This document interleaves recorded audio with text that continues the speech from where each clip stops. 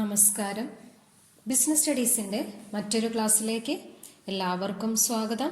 നമ്മൾ പഠിച്ചുകൊണ്ടിരുന്ന chapter organising, മാനേജ്മെൻറ്റിൻ്റെ സെക്കൻഡ് ഫങ്ഷൻ. അതിൽ കുറച്ചധികം കാര്യങ്ങൾ നമ്മൾ പഠിച്ചു കഴിഞ്ഞു. Meaning, importance, steps, organisation structure, types of organisation structure. Types of organisation സ്ട്രക്ചറിനെ രണ്ടായിട്ട് ക്ലാസിഫൈ ചെയ്യുന്നു. First one functional structure, second one divisional structure. ഇത്രയും കാര്യങ്ങളാണ് നമ്മൾ പറഞ്ഞു നിർത്തിയത്. നെക്സ്റ്റ് പാർട്ടിലേക്ക് കിടക്കുകയാണ്. നെക്സ്റ്റ് ടോപ്പിക് എന്ന് പറയുന്നത് ഫോർമൽ ആൻഡ് ഇൻഫോർമൽ ഓർഗനൈസേഷൻ. എന്താണ് ഫോർമൽ എന്ന് പറഞ്ഞാൽ? ഔപചാരികം എന്ന് പറയും അല്ലേ. നമ്മൾ ചില കാര്യങ്ങൾ ഫോർമലായിട്ടും ചില കാര്യങ്ങൾ ഇൻഫോർമലായിട്ടും ചെയ്യാറുണ്ട്. നമുക്കൊരു എക്സാമ്പിളിലൂടെ ആ ഫോർമൽ ആൻഡ് ഇൻഫോർമൽ ഓർഗനൈസേഷനിലേക്ക് വരാം. ഒരു ബാങ്ക്, ആ ബാങ്കിൻ്റെ ബ്രാഞ്ച് മാനേജർ ആ ബ്രാഞ്ചിലെ എംപ്ലോയീസിന്, അതായത് ക്ലറിക്കൽ സ്റ്റാഫിനും അതുപോലെ വരുന്ന എല്ലാ എംപ്ലോയീസിനും ചില ഓർഡേഴ്സ് ആൻഡ് ഇൻസ്ട്രക്ഷൻസ് കൊടുക്കുന്നു. അതൊരു ടൈപ്പ് ഓഫ് ഓർഗനൈസേഷൻ. ഇനി ഇതേ ബാങ്കിൻ്റെ മാനേജർ ആ ബാങ്കിലെ എല്ലാ എംപ്ലോയീസിനെയും വിളിച്ചു കൂട്ടിയിട്ട് ഈ വരുന്ന ഡിസംബറിൽ ക്രിസ്മസ് വരികയാണ്. ആ ക്രിസ്മസ് സെലിബ്രേഷൻ്റെ ഭാഗമായിട്ട് ഒരു കരോൾ സെലിബ്രേഷൻ, ഒരു കരോൾ ക്ലബ്ബ് രൂപീകരിച്ച് ഒരു കരോൾ സെലിബ്രേഷനും അതേപോലെ തന്നെ ക്രിസ്മസ് സെലിബ്രേഷനും എല്ലാം ആഘോഷിക്കാനായിട്ട് തീരുമാനിക്കുന്നു. അതോടൊപ്പം തന്നെ അതിന് വേണ്ടിയിട്ട് ഒരു ടീം ലീഡറെയും കൂടെ കണ്ടെത്തുന്നു. ഇവിടെ നമുക്ക് രണ്ട് ടൈപ്പ് ഓഫ് ഓർഗനൈസേഷൻ നമുക്ക് കാണാനായിട്ട് സാധിക്കും. ഒന്ന് ഫോർമൽ ഓർഗനൈസേഷനും, അതായത് ആദ്യമേ നമ്മൾ പറഞ്ഞത് ഏതായിരുന്നു? രാവിലെ ബാങ്ക് മാനേജർ ആ ബാങ്കിലെ എല്ലാ എംപ്ലോയീസിനും വേണ്ട നിർദ്ദേശങ്ങൾ, ഓർഡേഴ്സും ഇൻസ്ട്രക്ഷൻസും എല്ലാം കൊടുത്ത് ഓരോരോ കാര്യങ്ങൾ ചെയ്യാൻ വേണ്ടിയിട്ടുള്ള നിർദ്ദേശങ്ങളും അതേപോലെ തന്നെ ആ ബാങ്കിൻ്റെ ഒബ്ജക്റ്റീവ് എന്താണ് എന്നുള്ള കാര്യങ്ങളെല്ലാം എക്സ്പ്ലെയിൻ ചെയ്തു കൊടുക്കുന്നു.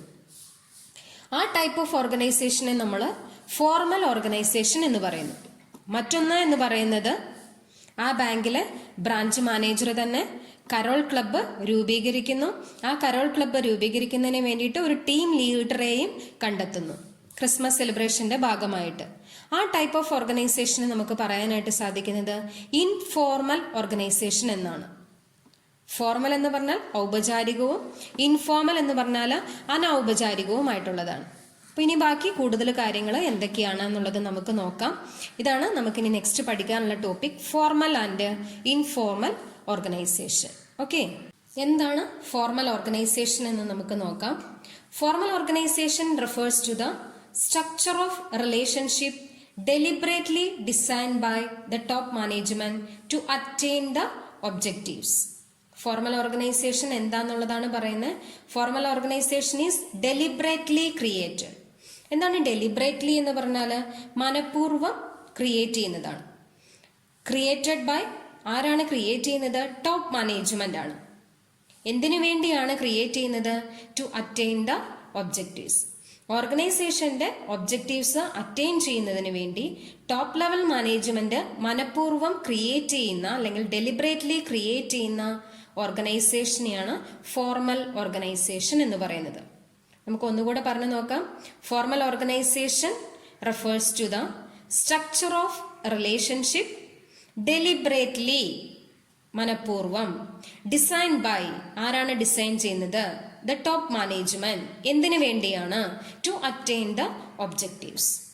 Okay, here the responsibility, authority etcetera will be specified. ഈ ഫോർമൽ ഓർഗനൈസേഷനിൽ ആർക്കാണ് അതോറിറ്റി, ആർക്കാണ് റെസ്പോൺസിബിലിറ്റി എന്നുള്ളത് വ്യക്തമായിട്ട് സ്പെസിഫൈ ചെയ്തിട്ടുണ്ട്. ആർക്കായിരിക്കും അതോറിറ്റി എന്ന് പറയുന്നത്? ടോപ്പ് ലെവൽ മാനേജ്മെന്റിനായിരിക്കും അതോറിറ്റി. റെസ്പോൺസിബിലിറ്റി എന്ന് പറയുന്നത് താഴെയുള്ള വർക്കേഴ്സിനാണ്. അപ്പൊ എന്തൊക്കെയാണ് ഓരോരുത്തരുടെ അതോറിറ്റി, എന്തൊക്കെയാണ് റെസ്പോൺസിബിലിറ്റി എന്നുള്ളത് കൃത്യമായിട്ട് പറയുന്ന ആ സ്ട്രക്ചർ ഓഫ് ഓർഗനൈസേഷനെയാണ് ഫോർമൽ ഓർഗനൈസേഷൻ എന്ന് പറയുന്നത്. നെക്സ്റ്റ്, ഫോർമൽ ഓർഗനൈസേഷന് ഒരു ഡെഫിനിഷൻ നോക്കാം. ആ ഡെഫിനിഷൻ നമുക്ക് കോൺട്രിബ്യൂട്ട് ചെയ്തിരിക്കുന്നത് ചെസ്റ്റർ ബെർണാഡ് ആണ്. Chester Barnard American business executive ആണ്. അദ്ദേഹത്തിന്റെ ഡെഫിനിഷനിലൂടെ നമുക്കൊന്ന് നോക്കാം. An organization is formal when the activities of two or more persons are consciously coordinated towards a common objective. Organisation formal എന്ന് പറയുന്നത് എപ്പോഴാണ് ഒരു പൊതു ലക്ഷ്യം നേടാനായി രണ്ടോ അതിലധികമോ വ്യക്തികളുടെ പ്രവർത്തനങ്ങളെ കോർഡിനേറ്റ് ചെയ്യുന്ന പ്രോസസ്സിനെയാണ് ഫോർമൽ ഓർഗനൈസേഷൻ എന്നാണ് ചെസ്റ്റർ ബെർണാഡ് പറയുന്നത്. ഒന്നുകൂടെ പറഞ്ഞു നോക്കാം. An organisation is formal when the activities of two or more persons are consciously coordinated. രണ്ടോ അതിലധികമോ വ്യക്തികളുടെ പ്രവർത്തനം കോൺഷ്യസ്ലി ബോധപൂർവം രൂപീകരിച്ചതായിരിക്കണം, ഏകോപിപ്പിക്കുന്നതായിരിക്കണം. ടുവേർഡ്സ് എ കോമൺ ഒബ്ജക്റ്റീവ്, ഒരു പൊതുവായ ലക്ഷ്യം നേടുന്നതിന് വേണ്ടി.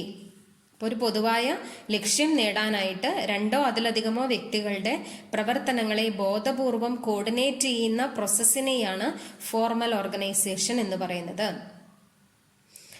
An organization is formal when the activities of two or more persons are consciously coordinated towards a common objective.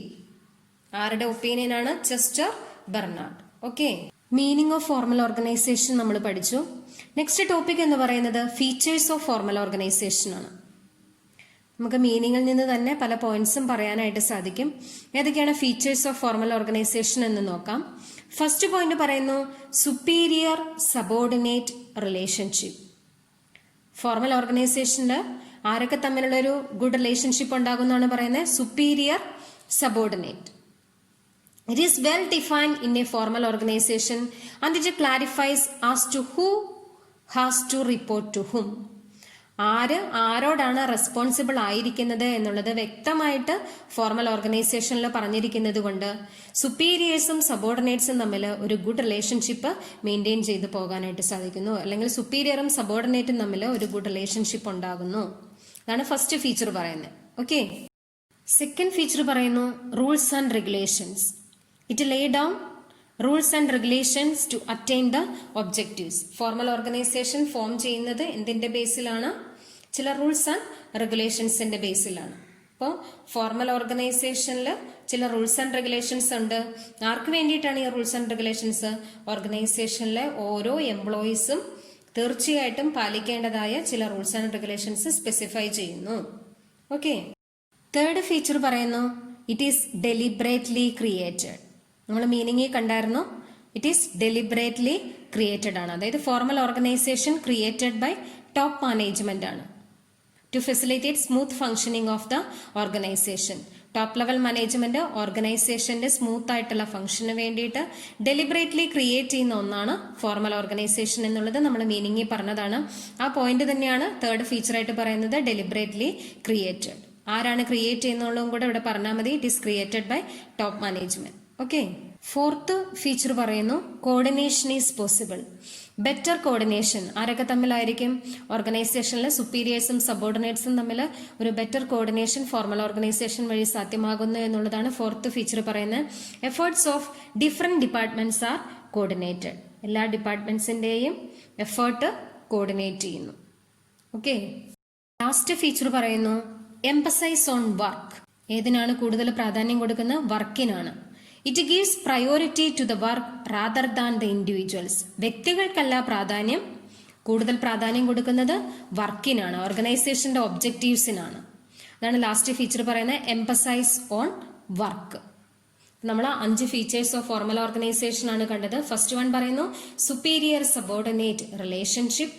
Second point പറയുന്നു rules and regulations. Specific rules and regulations ഉണ്ട്. Third point പറയുന്നു it is created by deliberately created by top level management. Fourth point പറയുന്നു coordination is possible. ഏത് തമ്മിൽ? Departments തമ്മിൽ better coordination is possible. Last point പറയുന്നു emphasise on work, priority to the work rather than the individuals. ഇങ്ങനെ 5 features ആണ് നമ്മൾ കണ്ടത്. അപ്പൊ ഇന്ന് നമ്മൾ പഠിച്ച ടോപ്പിക് ഫോർമൽ ഓർഗനൈസേഷൻ, അതോടൊപ്പം തന്നെ ഫീച്ചേഴ്സ് ഓഫ് ഫോർമൽ ഓർഗനൈസേഷൻ വളരെ ഇമ്പോർട്ടന്റ് ആയിട്ടുള്ള ടോപ്പിക്കാണ്. കൃത്യമായിട്ട് കാര്യങ്ങൾ പഠിക്കുക. Okay, thank you.